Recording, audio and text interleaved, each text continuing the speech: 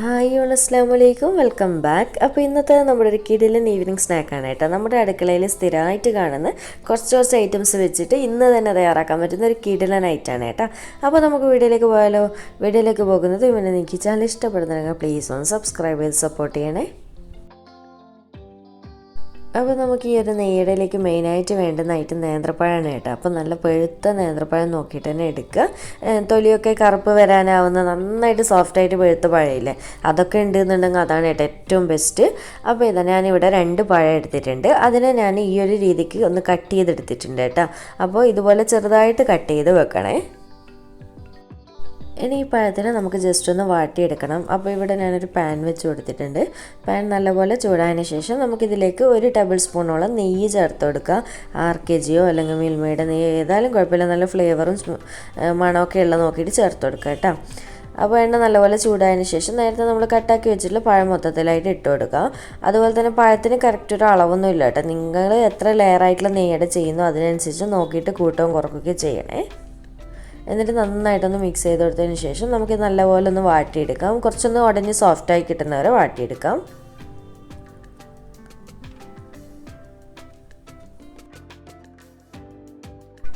അപ്പോൾ ഇതാ നമ്മുടെ പഴമൊക്കെ അത്യാവശ്യം സോഫ്റ്റായി വന്നിട്ടുണ്ട്. നല്ലപോലെ കളറൊക്കെ ചെറുതായിട്ട് മാറി വന്നിട്ടുണ്ട്. ഓവർ അങ്ങനെ ബ്രൗൺ കളറാകുന്നവർ വെയിറ്റ് ചെയ്യേണ്ട കേട്ടോ. അപ്പോൾ ഇത്രയും മതി. ഇനി നമുക്ക് ഫ്ലെയിം ഓഫ് ചെയ്ത് കൊടുക്കാം. ഇനി നമുക്ക് ഈ ഒരു നെയ്യടയിലേക്ക് നമുക്ക് 2 ബാറ്റർ റെഡിയാക്കി എടുക്കണം കേട്ടോ. ഫസ്റ്റ് ലെയറും സെക്കൻഡ് ലെയറും ആയിട്ട് തയ്യാറാക്കാൻ വേണ്ടിയിട്ടാണ്. അപ്പോൾ ആദ്യം തന്നെ ഫസ്റ്റ് ലെയറിനുള്ള മാവ് റെഡിയാക്കി എടുക്കാം. അപ്പോൾ ഈ ഒരു മിക്സിയുടെ ജാറിലേക്ക് 1 കപ്പ് അളവിൽ പാല് ചേർത്ത് കൊടുത്തിട്ടുണ്ട്. അതുപോലെ തന്നെ ആ ഒരു സെയിം കപ്പ് അളവ് തന്നെ 1/2 കപ്പ് അളവിൽ വെള്ളവും കൂടി ചേർത്ത് കൊടുക്കുക കേട്ടോ. അപ്പോൾ പാല് പശുവിൻ പാൽ തന്നെയാണ് എടുത്തിട്ടുള്ളത്. അടുത്തത് 1 കപ്പ് അളവിൽ മൈദപ്പൊടിയും കൂടി ചേർത്ത് കൊടുക്കുന്നുണ്ട്. ലാസ്റ്റ് ഇതിലേക്ക് പാകത്തിനുള്ള ഉപ്പും കൂടി ചേർത്ത് കൊടുക്കാം. ഇനി നമുക്കിതെല്ലാം ചേർത്തിട്ട് നല്ലപോലെ തന്നെ ഒന്ന് അടിച്ചെടുത്തിട്ട് വരാം. ഒട്ടും കട്ടയൊന്നും ഉണ്ടാവാൻ പാടില്ലേ. അപ്പോൾ നമ്മുടെ മാവ് നന്നായിട്ട് അടിച്ചെടുത്തതിന് ശേഷം ഈ ഒരു ബൗളിലേക്ക് ഒഴിച്ചു കൊടുക്കുന്നുണ്ട്. അപ്പോൾ നിങ്ങൾക്ക് ഞാൻ ഒഴിച്ചു കൊടുക്കുമ്പോൾ തന്നെ മനസ്സിലാകുന്നില്ല എത്രമാത്രം ലൂസ് ഉണ്ടെന്ന്. ഓവർ ടൈറ്റ് ആവാനും പാടില്ല, ഓവർ ലൂസ് ആവാനും പാടില്ല കേട്ടോ. പാകത്തിനായി കൊടുക്കണേ. അപ്പോൾ ഇതിനൊരു സൈഡിലേക്ക് മാറ്റി വെക്കാം. എന്നിട്ട് നമുക്കത് സെക്കൻഡ് ലെയർ ഇതിൻ്റെ റെഡിയാക്കി എടുക്കാം. ഇനി നമുക്ക് അടുത്ത മുട്ടയുടെ ലെയറാണ് കേട്ടോ റെഡിയാക്കി എടുക്കേണ്ടത്. അപ്പോൾ ആ ഒരു സെയിം മിക്സിയുടെ ജാറിലേക്ക് തന്നെ ഞാൻ കഴുകിയിട്ടൊന്നുമില്ല കേട്ടോ, ഡയറക്റ്റ് അതിൽ തന്നെയാണ് അടിച്ചെടുക്കുന്നത്. 4 മുട്ട പൊട്ടിച്ചൊഴിച്ച് കൊടുത്തിട്ടുണ്ട്.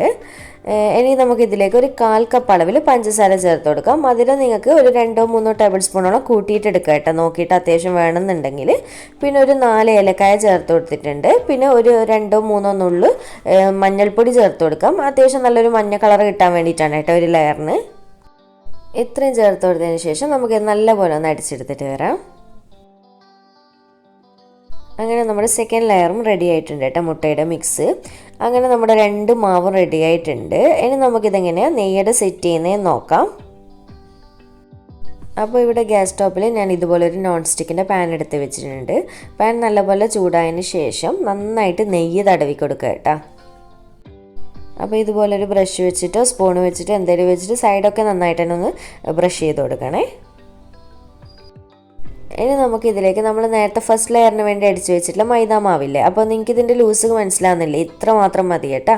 അത് കുറച്ച് ഒഴിച്ചു കൊടുക്കാം. അപ്പോൾ ഞാനിതിപ്പോൾ വലിയ സ്പൂൺ ആയതുകൊണ്ട് നിറയെ എടുക്കുന്നില്ല കേട്ടോ, ഒരു സ്പൂണ് ഒരു 1/4 ഭാഗത്തോളം മാത്രമേ എടുത്തിട്ടുള്ളൂ. എന്നിട്ട് ജസ്റ്റ് ഇതുപോലെ ഒന്ന് ഒഴിച്ചു കൊടുത്തതിന് ശേഷം നന്നായിട്ടൊന്ന് ചുറ്റിച്ചു കൊടുക്കാം. നല്ല നേരിയതാക്കി കഴിഞ്ഞ് കഴിഞ്ഞാൽ നമുക്ക് നല്ല സോഫ്റ്റോടുകൂടി ഇത് കിട്ടും കേട്ടോ. നല്ലപോലെ സൈഡൊക്കെ ഒന്ന് ചുറ്റിച്ചു കൊടുക്കാം. അതിനുശേഷം നമുക്കിതൊന്ന് അടച്ച് വെച്ച് കൊടുക്കുക. എന്നിട്ട് ഏതാണ്ട് 1 മിനിറ്റിൻ്റെ അടുത്തായിട്ട് മാത്രം ഇതിൻ്റെ മുകൾ ഭാഗം ഒന്ന് ആറി വരണം നന്നായിട്ട്, അത് വരെ ഒന്ന് വെയിറ്റ് ചെയ്യാം. അങ്ങനെ നമ്മുടെ ഫസ്റ്റ് ലെയർ അതായത് മൈദ മാവ് നല്ലപോലെ മുകൾ ഭാഗമൊക്കെ ആറി വന്നിട്ടുണ്ട്. ഇനി ഇതിൻ്റെ മുകളിലായിട്ട് നമുക്ക് കുറച്ചുകൂടി നെയ്യൊന്ന് ബ്രഷ് ചെയ്ത് കൊടുക്കാം.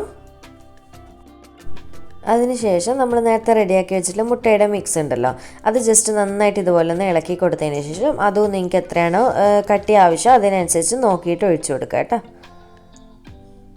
എന്നിട്ട് അതും നല്ലപോലെ തന്നെ നമ്മൾ നേരത്തെ ചെയ്ത് കൊടുത്ത പോലെ തന്നെ നന്നായിട്ടൊന്ന് ചുറ്റിച്ച് കൊടുക്കാം. അപ്പോൾ എന്താണെന്ന് വിചാരിച്ചിട്ടുണ്ടെങ്കിൽ സൈഡൊക്കെ നല്ല പെർഫെക്റ്റ് ആയിട്ട് കിട്ടും കേട്ടോ, ഗ്യാപ്പൊന്നും ഇല്ലാതെ. അതിന് വേണ്ടിയിട്ടാണ് കേട്ടോ ഇങ്ങനെ ചെയ്ത് കൊടുക്കുന്നത്.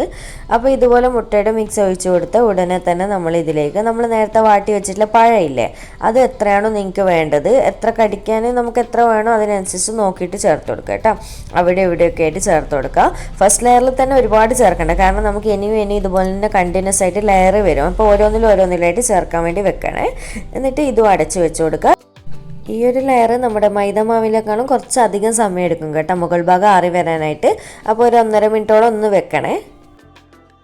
അപ്പോൾ ഇതാ കുറച്ച് സമയം കഴിയുമ്പോൾ നമ്മുടെ മുട്ടയുടെ ആ ഒരു മുകൾ ഭാഗം ഒന്ന് ആറി വന്നിട്ടുണ്ട്.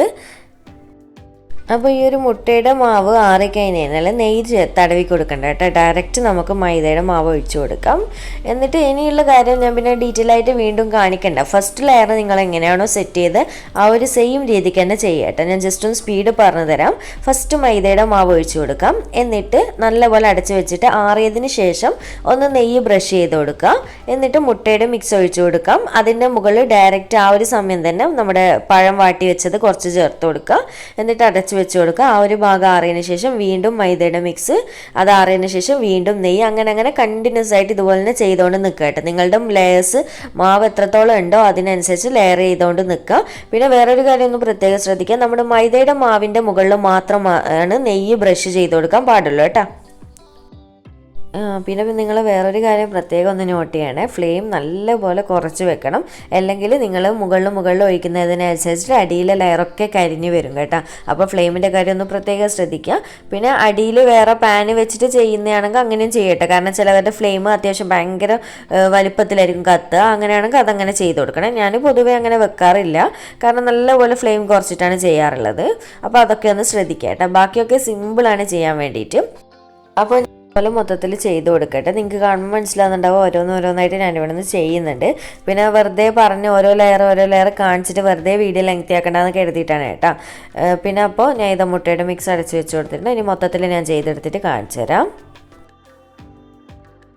അങ്ങനെ നമ്മുടെ ലാസ്റ്റ് ലെയറിൻ്റെ മാവ് ഒഴിച്ചു കൊടുത്തതിന് ശേഷം പഴം കുറച്ചധികം തന്നെ എക്സ്ട്രാ ഉള്ളതുകൊണ്ട് ഞാൻ മൊത്തത്തിലായിട്ട് മുകളിൽ ഇട്ട് കൊടുത്തിന് കേട്ടോ. അപ്പോൾ കാണാൻ നല്ല ഭംഗിയുണ്ടാവും, കഴിക്കാനും നല്ല ടേസ്റ്റാണ് കേട്ടോ. എന്നിട്ട് നമുക്കിത് അടച്ചു വെച്ച് കൊടുത്തതിന് ശേഷം ഇതിൽ ഇങ്ങനെ ഒരു ഹോൾ ഉണ്ടാവുമല്ലോ, നമ്മുടെ ഇതുപോലത്തെ ഗ്ലാസിൻ്റെ അടപ്പാണെങ്കിൽ അങ്ങനെ ഉണ്ടെന്നുണ്ടെങ്കിൽ ജസ്റ്റ് ഒന്ന് ഫോയിൽ വെച്ചിട്ട് എന്തെങ്കിലും വെച്ചിട്ടൊന്ന് കവർ ചെയ്ത് കൊടുക്കുക കേട്ടോ. എന്നിട്ട് നമുക്കൊരു 10 മിനിറ്റ് ഇത് ഒന്ന് നല്ല രീതിക്കൊന്ന് വേവാൻ വേണ്ടിയിട്ട് ഫ്ലെയിം കുറച്ച് വെച്ച് കൊടുക്കുക. ഓൾറെഡി എല്ലാം പകുതി വെന്ത് സെറ്റായി വന്നതാണല്ലോ, അതുകൊണ്ട് തന്നെ 10 മിനിറ്റ് മാത്രമേ വേണ്ടുള്ളൂ. ഓവർ വെക്കണ്ട കേട്ടോ, കാരണം അടിഭാഗം നല്ലപോലെ ഹാർഡായി പോവും. എന്നിട്ട് ഫ്ലെയിം ഓഫ് ചെയ്ത് കൊടുക്കാം. പഴം നെയ്യുടെ റെഡി ആയിട്ടുണ്ട്. ഇനി ഫ്ലെയിം ഓഫ് ചെയ്ത് കൊടുക്കാം. കാണാൻ നല്ല മൊഞ്ചില്ലല്ലേ, അതുപോലെ തന്നെ കഴിക്കാനും നല്ല ടേസ്റ്റാണ് കേട്ടോ, പഴത്തിൻ്റെ ഫ്ലേവറൊക്കെ വരുന്നത് കൊണ്ട്. അപ്പം വേറൊന്നും കാര്യമായിട്ട് ഇതിൽ ശ്രദ്ധിക്കാനുള്ള മധുരം മാത്രം നിങ്ങൾ നോക്കിയിട്ട് ചെക്ക് ചെയ്തിട്ട് ചേർക്കുക കേട്ടോ.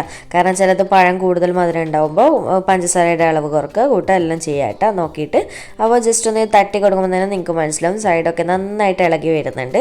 ചൂടോടെ തന്നെ സൈഡൊക്കെ ഇങ്ങനെ ഇളകി വരും കേട്ടോ, ഇതുപോലത്തെ പാനൊക്കെ ആണെങ്കിൽ. അപ്പോൾ ഇതാ ഞാൻ ഇതൊരു പ്ലേറ്റിലേക്ക് മാറ്റി കൊടുത്തിട്ടുണ്ട്. ഇനി നമുക്ക് ജസ്റ്റ് ഒന്ന് ഇത് ചൂടാറിയതിന് ശേഷം മാത്രം കട്ട് ചെയ്ത് കൊടുക്കുക കേട്ടോ. സിമ്പിളല്ലേ ചെയ്യാനായിട്ട്. അപ്പോൾ ഒരു തവണയെങ്കിലും ഒന്ന് ട്രൈ ചെയ്തിട്ട് ഫീഡ്ബാക്ക് അറിയിക്കുക കേട്ടോ. അപ്പോൾ നല്ലപോലെ ചൂടാറിയിട്ട് നിങ്ങൾ കട്ട് ചെയ്യുന്ന സമയത്താണെങ്കിൽ അത്യാവശ്യം നല്ല ലെയറായിട്ട് തന്നെ കാണാൻ പറ്റും കേട്ടോ. ഇപ്പോൾ നിങ്ങൾക്ക് കാണുമ്പോൾ തന്നെ മനസ്സിലാവും എല്ലാ ലെയറുമായിട്ട് കിട്ടിയിട്ടുണ്ട്. അപ്പോൾ ഞാൻ ഓവർ ചൂടാറാൻ വേണ്ടി വെയിറ്റ് ചെയ്തിട്ടില്ല കേട്ടോ. കാരണം എന്താണെന്ന് വെച്ച് കഴിഞ്ഞാൽ എനിക്ക് വീഡിയോ ഫോട്ടോ ഒക്കെ എടുത്ത് കഴിയണമല്ലോ, അതുകൊണ്ട് തന്നെ. അപ്പോൾ ഇത് ഇത്രയുള്ളൂ, സിമ്പിളല്ലേ ചെയ്യാനായിട്ട്. കഴിക്കാൻ വേണ്ടി നല്ല ടേസ്റ്റാണ് കേട്ടോ, കുട്ടികൾക്കൊക്കെ ഭയങ്കരമായിട്ട് ഇഷ്ടമാവും. അപ്പോൾ ഒരു തവണയെങ്കിലും ഒന്ന് ട്രൈ ചെയ്തിട്ട് ഫീഡ്ബാക്ക് അറിയാം. അതുപോലെ തന്നെ വീഡിയോ ഇഷ്ടമായിട്ടുണ്ടെന്നുണ്ടെങ്കിൽ ലൈക്ക് ചെയ്യാനും ചാനൽ സബ്സ്ക്രൈബ് ചെയ്യാനും മറക്കല്ലേ. അപ്പോൾ വീണ്ടും ഒരു അടിപൊളി വീഡിയോ ആയിട്ട് കാണാം. താങ്ക്